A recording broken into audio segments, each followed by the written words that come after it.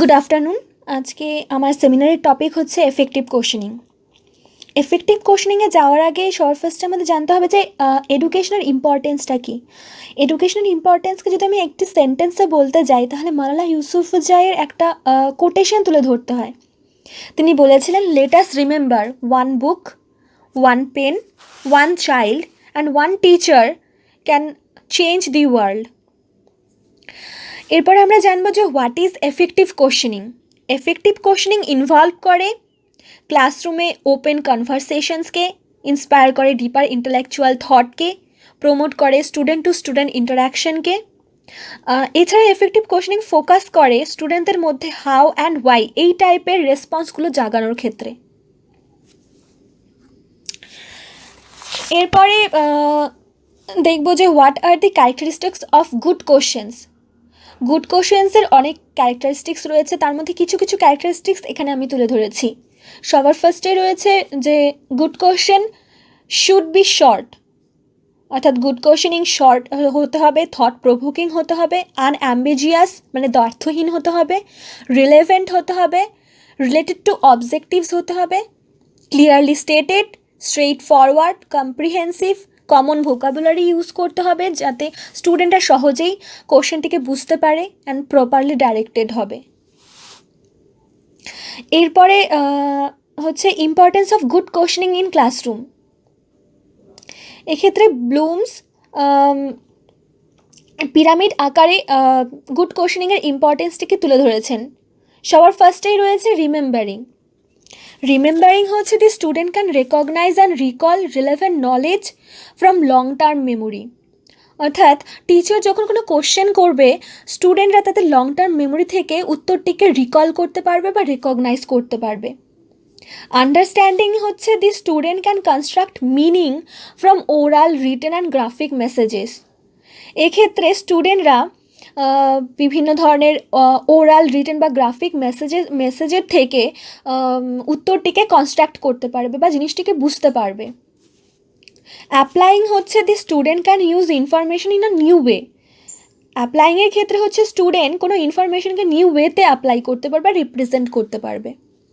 Analysing হচ্ছে the student can distinguish between how they relate to each other and to the overall structure and purpose. অর্থাৎ অ্যানালাইজিংয়ের ক্ষেত্রে স্টুডেন্টরা কোনো বিষয়কে কম্পেয়ার, কন্ট্রাস্ট, ক্লাসিফাই, ডিস্টিংগুইশ এই জিনিসগুলোর মাধ্যমে টোটাল অ্যানালাইজ করবে।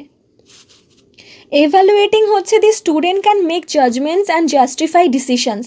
অর্থাৎ এক্ষেত্রে স্টুডেন্টরা নিজেদের জাজমেন্ট দেবে এবং ডিসিশনগুলোকে জাস্টিফাই করবে। ক্রিয়েটিং হচ্ছে the student can put elements together to form a functional whole, create a new product or point of view. অর্থাৎ এক্ষেত্রে নিজেদের পয়েন্ট অফ ভিউ স্টুডেন্টরা ক্রিয়েট করবে। এরপরে রয়েছে লেভেলস অফ ক্লাসরুম কোশ্চেন। এখানেও ব্লুমস পিরামিড আকারে লেভেলস অফ ক্লাসরুম কোশ্চেনকে দেখিয়েছেন। ফার্স্টে রয়েছে knowledge base question, then comprehension, তারপরে application, analysis, synthesis and evaluation. এক্ষেত্রে ধীরে ধীরে লো লেভেল থেকে হাই লেভেলের দিকে কোশ্চেনগুলো যায়। ফার্স্টে হচ্ছে knowledge base question. Knowledge base question হচ্ছে to know specific facts, terms, concepts, principles or theories.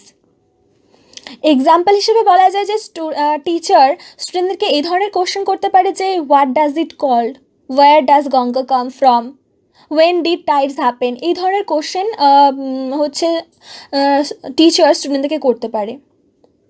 Comprehension হচ্ছে to understand, interpret, compare, contrast, explain. অর্থাৎ স্টুডেন্টরা কোনো বিষয়বস্তুকে বুঝতে পারবে, ইন্টারপ্রেট করতে পারবে, কম্পেয়ার করতে পারবে, কন্ট্রাস্ট, এক্সপ্লেন এই জিনিসগুলো করতে পারবে। এক্সাম্পল হিসাবে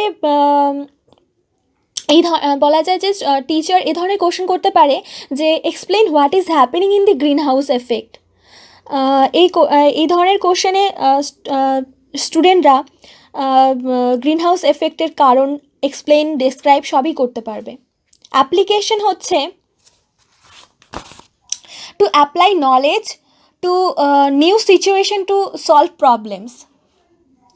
অর্থাৎ স্টুডেন্টরা তাদের নলেজকে নিউ সিচুয়েশনে নিউ প্রবলেম সলভ করার ক্ষেত্রে ইউজ করতে পারবে। এক্সাম্পল হিসাবে এরকম কোশ্চেন হতে পারে যে what do you think will happen next.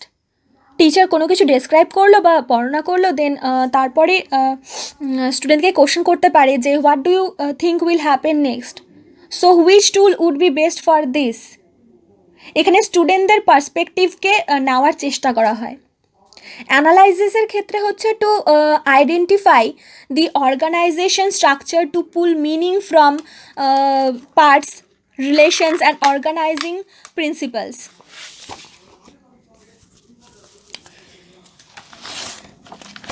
অর্থাৎ এখানে বিভিন্ন উপাদান বিশ্লেষণ করার ক্ষমতা যাচাই করা হয় এই অ্যানালাইসিসের ক্ষেত্রে। টিচার এ ধরনের কোশ্চেন করতে পারে যে what is the relationship between this and that, এই ধরনের কোশ্চেনগুলো করতে পারে। সিনথেসিস হচ্ছে to create something, to integrate ideas into a solution, to propose an action plan, to formulate a new classification scheme. Synthesis বা সংশ্লেষণ ধর্মী কোশ্চেন হবে হচ্ছে সব অংশগুলি একত্রিত করে সমগ্রে পরিণত করাকে বলা হয় সংশ্লেষণ। এটি অনেক সময় সমস্যার অনুমান ভিত্তিক সমাধানে গুরুত্ব দেয়। উদাহরণ হিসাবে বলা যায় যে পৃথিবীতে যদি সমস্ত গাছপালা ধ্বংস হয়ে যেত তাহলে কি হতো। এই ধরনের কোশ্চেনগুলো হচ্ছে সংশ্লেষণ ধর্মী কোশ্চেন। এরপরে রয়েছে এভালুয়েশন। এক্ষেত্রে সাধারণত অর্জিত জ্ঞানের ওপর বেশি মূল্য আরোপণ করা হয়। উদাহরণ হিসেবে বলা যায় শিক্ষককৃত অভিক্ষার উপযোগিতা এক্ষেত্রে বিচার করা হয়। এরপরে রয়েছে abilities of a good teacher in classroom. এতক্ষণ পর্যন্ত আমরা levels of good questioning, characteristics of good questioning এগুলো জানলাম। এবার কিন্তু গুড কোশ্চেনিং হচ্ছে গুড টিচারদের এই এবিলিটিসগুলো না থাকলে গুড কোশ্চেনিং কখনো হতে পারে না। ফার্স্টে রয়েছে প্রম্পটিং। প্রম্পটিং হচ্ছে শিক্ষার্থী যদি কোনো উত্তর দিতে না পারে, কোনো প্রশ্নের উত্তর দিতে না পারে, সেক্ষেত্রে শিক্ষক কিছু সূত্র প্রদানের মাধ্যমে সাহায্য করবে স্টুডেন্টদেরকে, এটাই হচ্ছে প্রম্পটিং। এরপর হচ্ছে সিকিং ফার্দার ইনফরমেশন। এই ধরনের দক্ষতা তখনই ব্যবহার করা হয় যখন শিক্ষার্থীদের উত্তর অসম্পূর্ণ বা আংশিকভাবে সঠিক হয়। এখানে শিক্ষক অনুমান করেন যে শিক্ষার্থীর সম্পূর্ণ উত্তরদানের মতো তথ্য আছে, সেখানে তিনি একটু অন্যভাবে প্রশ্ন করে অতিরিক্ত তথ্য আহ্বান করার চেষ্টা করেন। এরপরে রয়েছে রিফোকাসিং। রিফোকাসিং হচ্ছে শ্রেণীকক্ষে যদি কোনো শিক্ষার্থী উচ্চ পর্যায়ের উত্তরদান করে তাহলে সেই উত্তরটির প্রতি দৃষ্টি আকর্ষণের জন্য শিক্ষক সেই জাতীয় কোনো বিষয়ের অবতারণা করে থাকেন, সেটাই হচ্ছে রিফোকাসিং। এরপরে রয়েছে increasing critical awareness. Increasing critical awareness হচ্ছে এই দক্ষতাটি শিক্ষক তখনই ব্যবহার করেন যখন শিক্ষার্থীরা সঠিক উত্তর দিয়ে থাকে। শিক্ষক কোনো প্রশ্নের উত্তর পাওয়ার পর শিক্ষক সেই বিষয়ে পুঙ্খানুপুঙ্খ আলোচনা করার জন্য কেন বিষয়টি ঘটলো, কিভাবে ঘটলো, কবে ঘটলো ইত্যাদি জিজ্ঞাসা করতে পারেন। এতে সঠিক উত্তরটির যৌক্তিকতা এবং যথার্থতা প্রমাণিত হয়। এরপরে রয়েছে using students responses for further questioning. শিক্ষার্থী সঠিক জেনে উত্তর দিচ্ছে কি না তা যাচাই করার জন্য মাঝে মাঝে শিক্ষার্থীর একটি উত্তরের সূত্র ধরে পরবর্তী আরেকটি প্রশ্ন করতে হয়।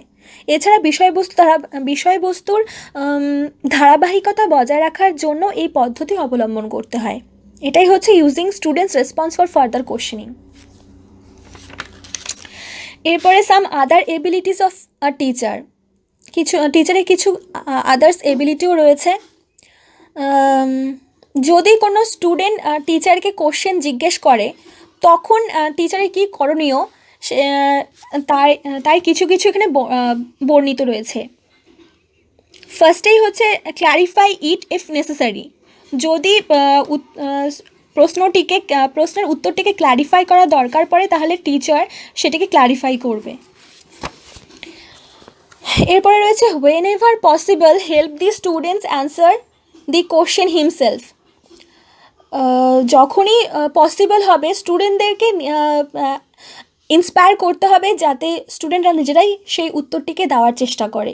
Ask other students to answer the question. অন্যান্য স্টুডেন্টদেরকেও সুযোগ দিতে হবে যাতে তারা কোশ্চেনের অ্যান্সার দিতে পারে। এরপরে রয়েছে answer it your self only as a last resort.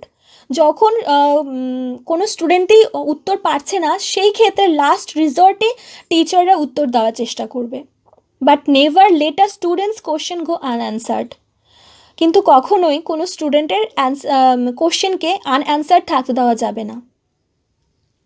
এরপরে কনক্লুশন পার্টে বলা যায় good questioning is a major determinant of success of teaching. Good questioning হচ্ছে মেজর ডিটারমিনেন্ট টিচিংয়ের সাকসেসের ক্ষেত্রে। Thank you.